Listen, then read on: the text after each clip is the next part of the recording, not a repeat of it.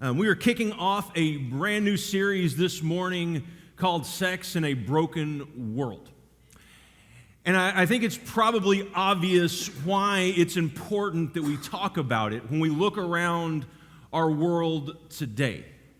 In fact, just this morning I opened up an app on my iPad, and headlines came up of another teacher who had been abusing students.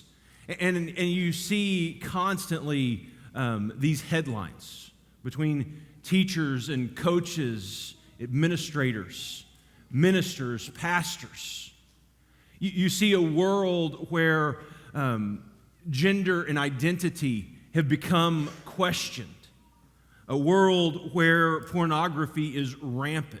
A culture that is just saturated with sex. It's something that is almost impossible to escape. And with that brings so many important questions. How do we as followers of Jesus navigate a culture that is saturated with sex? How do we navigate it? How do we keep ourselves pure? What is it that we believe about sex? How do we treat people who see the world differently than we do? And I think these questions are so important and have such an incredibly important impact. Because not only will they affect, the way we answer, will they affect our relationship with Jesus, they will also affect our witness for Jesus. And this is one of those topics that for so long our churches have just kind of skated. We haven't really talked about, and we haven't really addressed. And I can think growing up, I didn't hear sermons about sex. It was never talked about. In fact, we had a friend in Cleburne who was probably about 10 years older than I was, and she always said the message she got about sex from her church growing up is sex is dirty, rotten, and horrible. Save it for the person you love.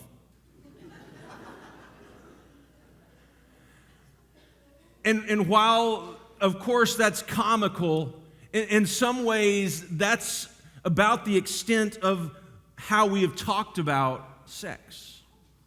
And so this morning, I kind of want to lay some groundwork for the rest of this series, because I do believe that this series is so incredibly important right now in our day and time. And so we're going to talk about this in hopefully a way that is going to be encouraging.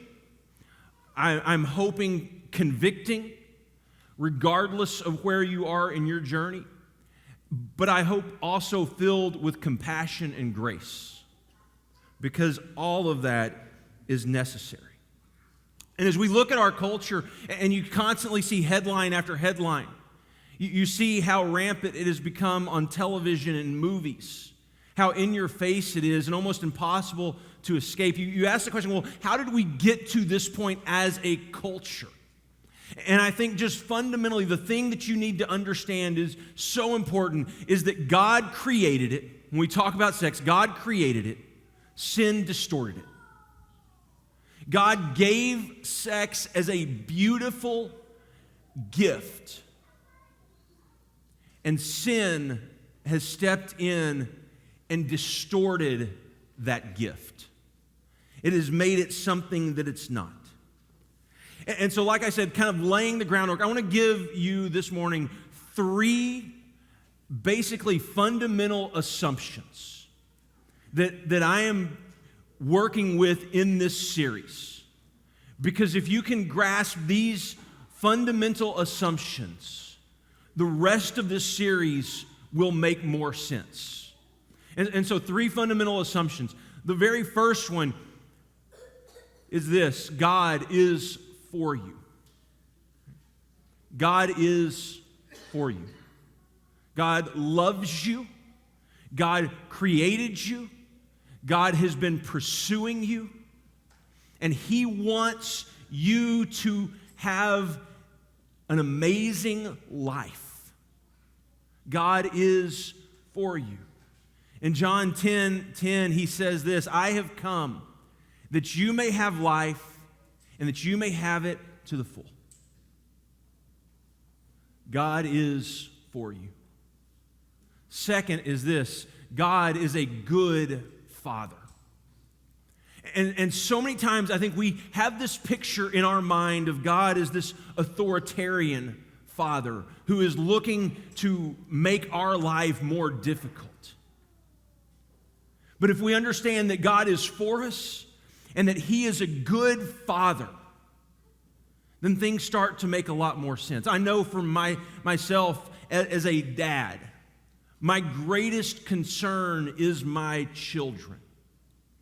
And because I love my children, we have boundaries and we have parameters that we have set in place for their protection.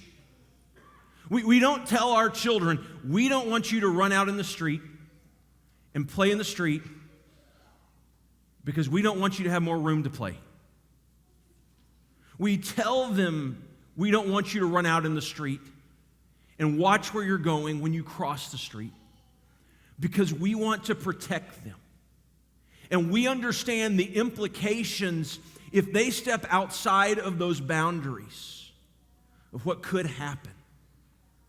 And so I think when God gives us some boundaries and parameters when we talk about sex, it is for our good.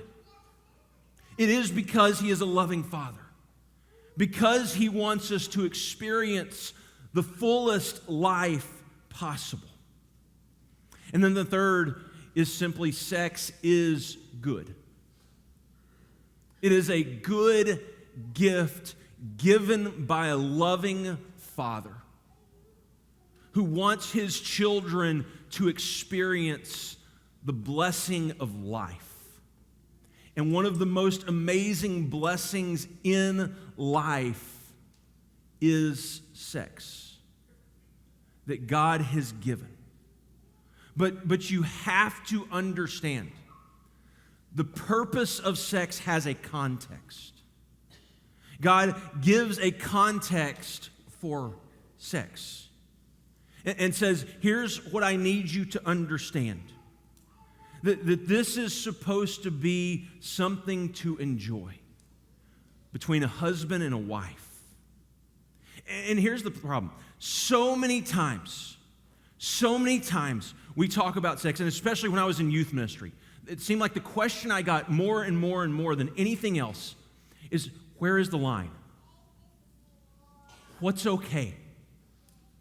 Can I do this? Can I do that? And here's the problem. And this is not just with sex. This is with any type of sin that we could talk about. That is a terrible question. Instead, the question we must be learning to ask is, what does it look like for me to pursue holiness? What does it look like for me to pursue righteousness? To follow Jesus with all of my heart, soul, mind, and strength. Because that is such a better starting point than how far is too far, what's acceptable, where is the line. And so instead of trying to draw lines and seeing how close we can get to the line, rather the pursuit is we pursue Jesus to see how close we can get to Him. And as we get closer to Him,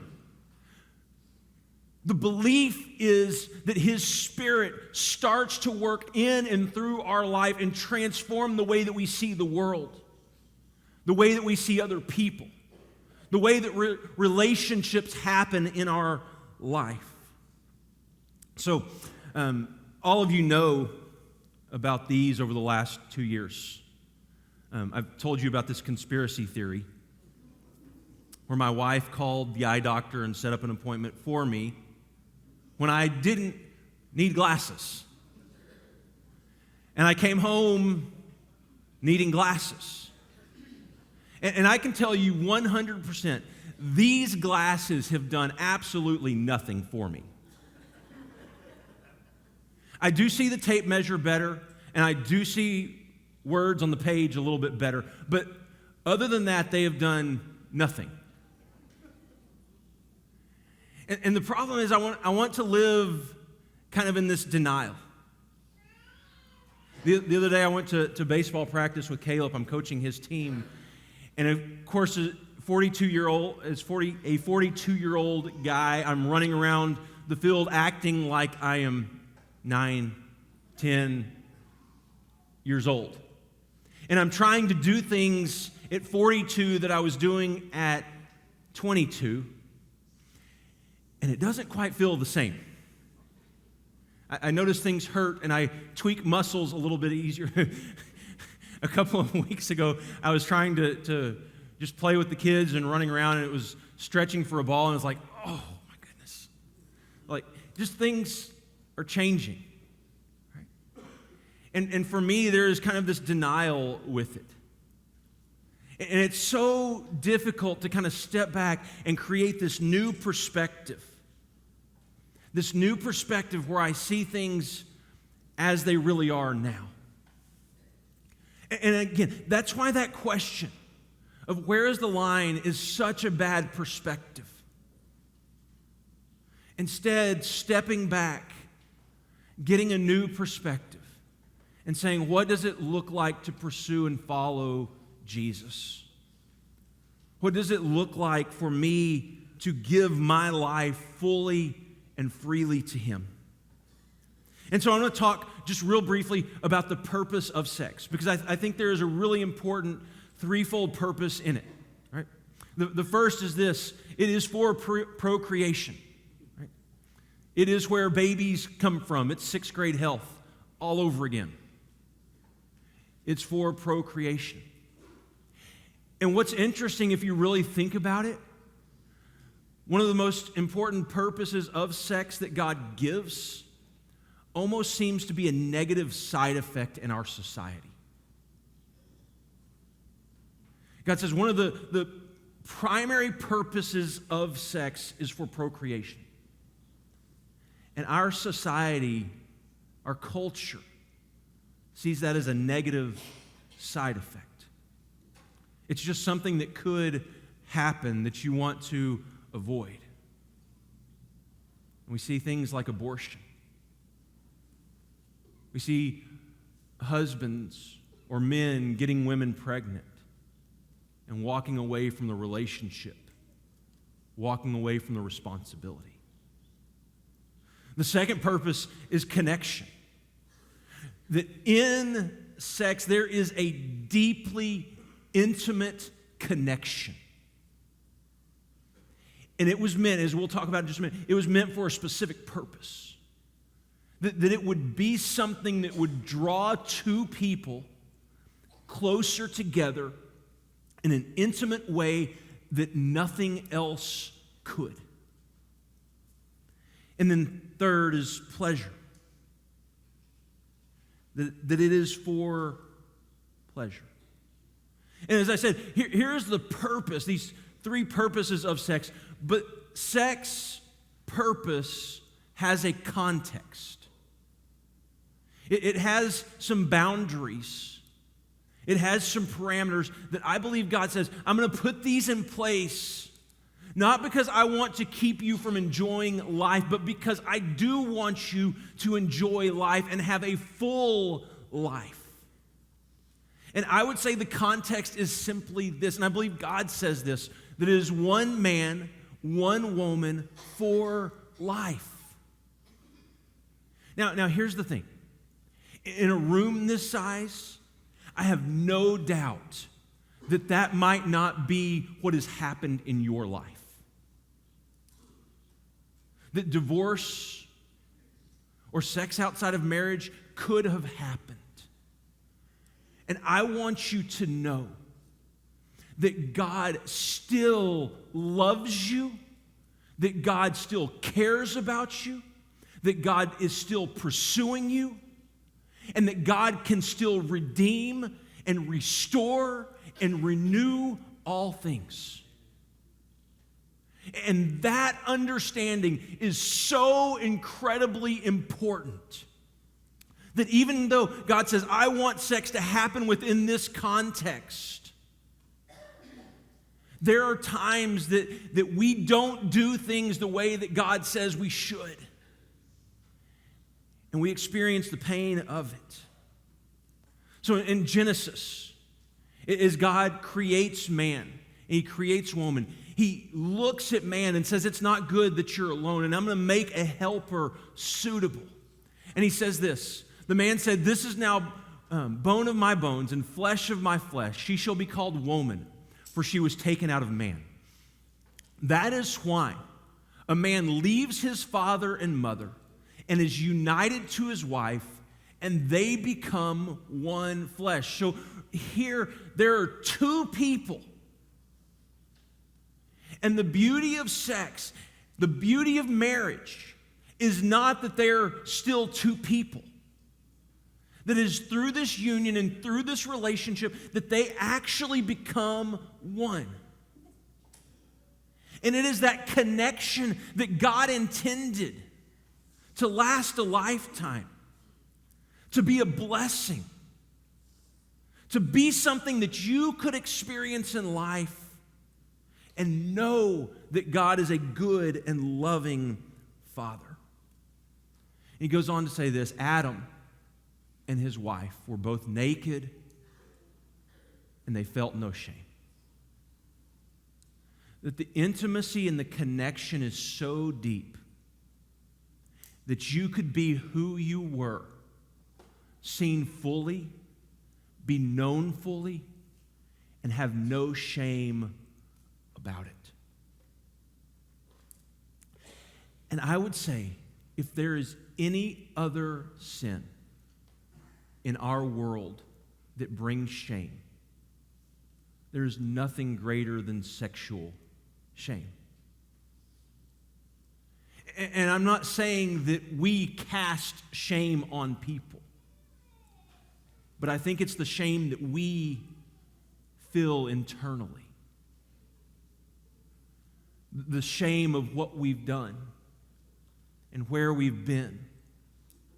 The shame of being fully known, fully exposed. Because in that relationship, from the very beginning, as God was with man in the garden, the hope was shalom. This peace with God and peace with others. And whether that peace with others meant in the context of a marriage relationship or the context of friendships, that there would be peace. That there would be there wouldn't be striving and the sense of brokenness, the sense of things are not the way they should be, the sense of pain. And so often we make it about us and our relationship with God. But from the very beginning, God intended this relationship to be about peace, not just with Him, but peace with His creation, with others. And Kyle and I were talking this week, and he pointed out this passage, and I thought, wow, how well this fits. Genesis chapter 2, the Lord God said, "It is not good for the man to be alone. I will make a helper suitable for him." Now think about this for a second. In the garden, as God creates man and is in relationship with man, is man alone? No. He's not alone. He is with God. But God, I believe, sees something in the life of man and says, there is a part of this relationship that I cannot fulfill, that I can't meet. And it can only be met with another person. in this physical relationship. Not just husband and wife, but I think people.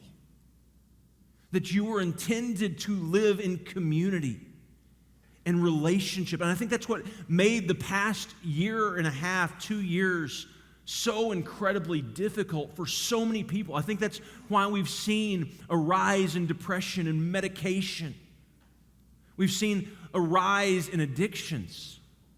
It's because what happened through a pandemic and through making people keep apart is we were longing for that community and trying to find a way to fulfill it. Trying to find something that would make us complete. And it wasn't just, hey, we need you to walk with God so that your life is full and whole. But it's that you need community and connection with others so that you can live within that shalom. But from the very start of creation, Satan drives a wedge between those relationships. And honestly, that is what sin is. It is breaking down the relationship between man and God and breaking down the relationship between man and man. And we began with God is for you and that He has come so that you would have this abundant life. But right before Jesus says those words, He says this, the thief comes only to steal, kill, and destroy. The thief comes to steal, kill, and destroy. The thief comes to distort truth. He comes to distort what God intended as a good gift. And says, hey, you need to use it for something other than its intended purpose to bring fulfillment to you. And as I said, the purpose of that was to kill, steal, and destroy. It was to break down those relationships, to break down shalom, to make sure things were not as they should be. And Paul talks about this in Romans 8. In Romans 8, starting in verse 18, I consider that our present sufferings are not worth comparing with the glory that will be revealed in us. For the creation waits in eager expectation. Listen to the words. In eager expectation for the children of God to be revealed. For the creation was subjected to frustration, not by its own choice, but by the will of the one who subjected it. The thief comes to steal, kill, and destroy. The will of the one who subjected it, in hope that the creation itself will be liberated from its bondage to decay.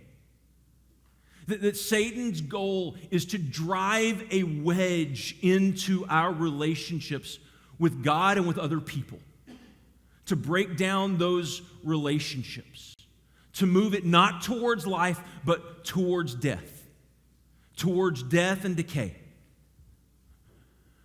to bondage to decay, and brought into the freedom and the glory of the children of God.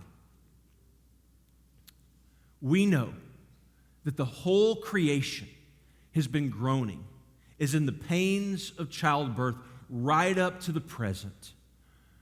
Verse 23. There we go. Not only so, but we ourselves, who have the first fruits of the Spirit, groan inwardly, as we wait eagerly for our adoption to the sonship, the redemption of our bodies. In other words, creation is in this state of disarray, where creation is groaning. It is longing for things to be put back together, to be made whole, to be redeemed, and to be restored. And it's why you see those headlines. It's why you walk outside the doors of this place. And sometimes even within this place, we don't do it well.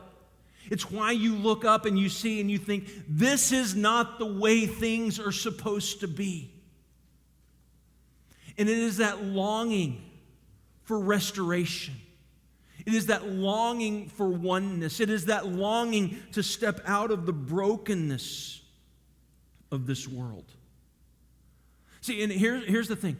Our culture will tell you your deepest longing is to be satisfied sexually. But your deepest longing is Jesus.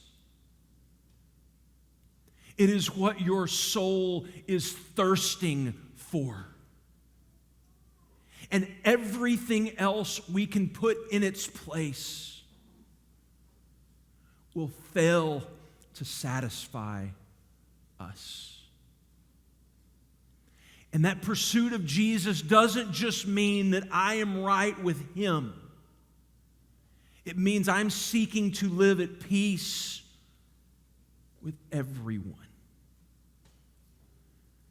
And my purpose here is not pleasure. My purpose is to pursue Jesus. It is to place Him at the center of my life and pursue Him with all of my heart, soul, mind, and strength. And I know in a series like this, there are so many people in this room in so many different places. And the question, what does it look like to pursue Jesus?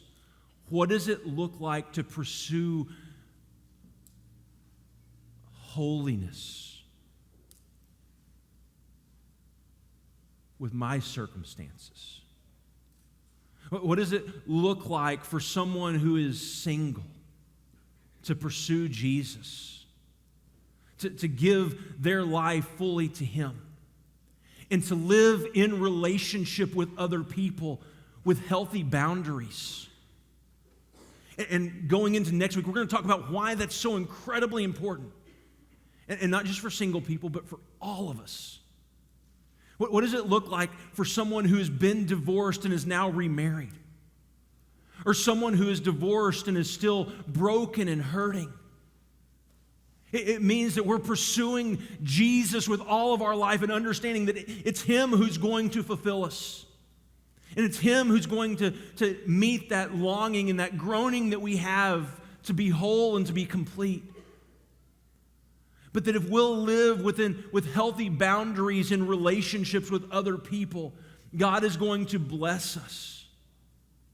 Because again, He doesn't put those parameters in place because He says, I just want you to have a miserable life. I want you to live in a life where you're tempted. I want you to live in a life where you suffer. But God, being a good Father, says, I'm putting this in place because so often what happens is we take what God's intended purpose was for a good and beautiful gift, and we use it for something it was not intended for. And I can promise you this. When we do that, pain will follow. And it might not be immediately, but pain will follow. Because there will be consequences, because a relationship will be broken down. What does it look like for someone who is engaged, knowing that they're going to spend the rest of their life together, but remaining pure until they say their vows? Or someone who is struggling with an addiction to pornography, who's caught up in the trap and doesn't know how to get out, or someone who is struggling with same-sex attraction. What does it look like to pursue Jesus? What does it look like to live in healthy relationships with others?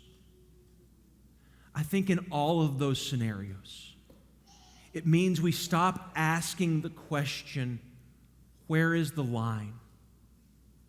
How far is too far? How close can I get? Because God did not put those boundaries there to see how close you could get. And He's not sitting there watching to say, there's the line you stepped over. He's sitting there as a parent does. And any parent who's watched their kid as they left home and struggled would know that you sit there and you watch and you say, my child, I want the best for you. I want you to experience an abundant and beautiful life. And I didn't place the boundaries and the parameters there to keep you from experiencing a beautiful life. But I placed them there so that you would. So that you could live in shalom. Peace with God. And peace with others. See, and here's the beauty of what Jesus does in coming to bring life. Because the thief comes to steal, kill, and destroy, and Jesus says, I've come that you may have life and you may have it to the fullest. Is that you can start over today, right now.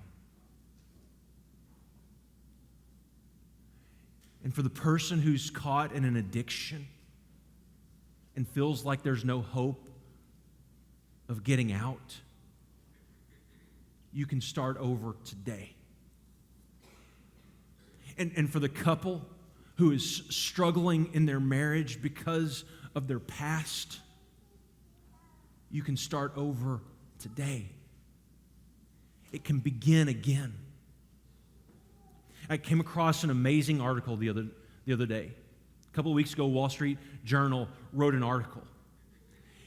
And it said, here's what we found in all of our research and statistics, talking about people getting married. And they said, well, how young is too young?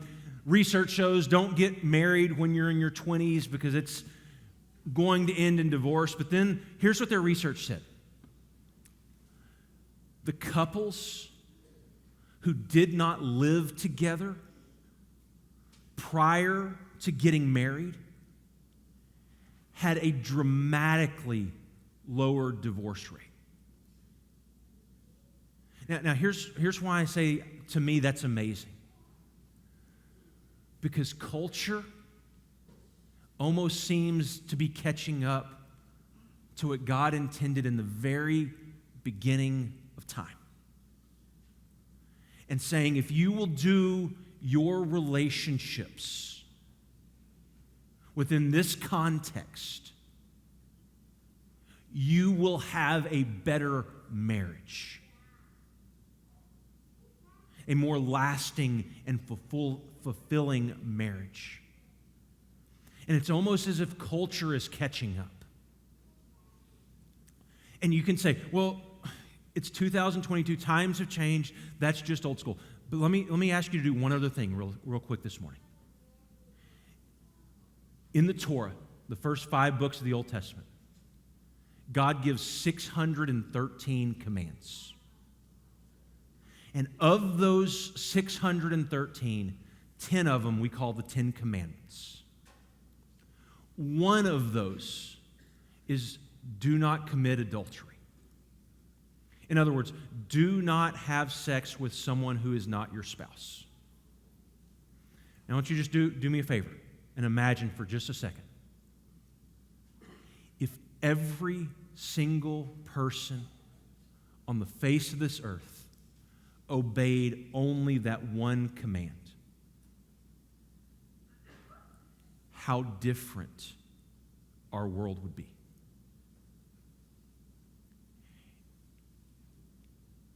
How much pain would be eliminated? How many children would not be in broken families? How many people wouldn't be living with shame and remorse from their past?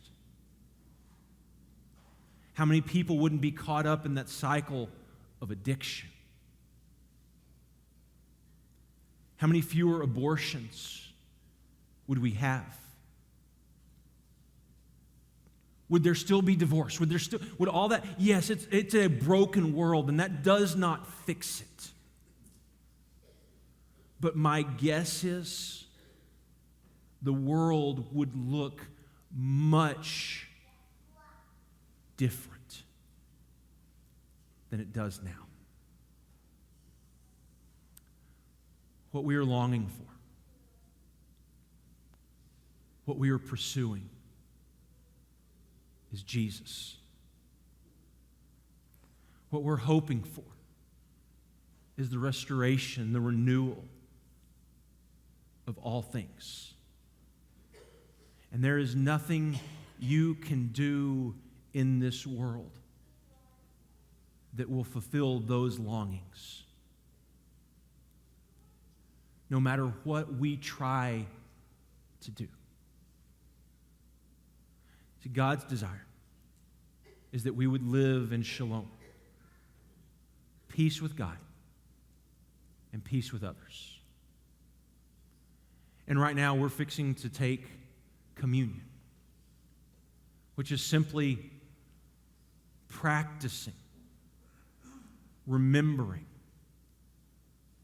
that because of what Jesus has done for us on the cross, we are able to live at peace with God and peace with each other. That we are able to be set free from our past and live a life without shame. So let us come to the table.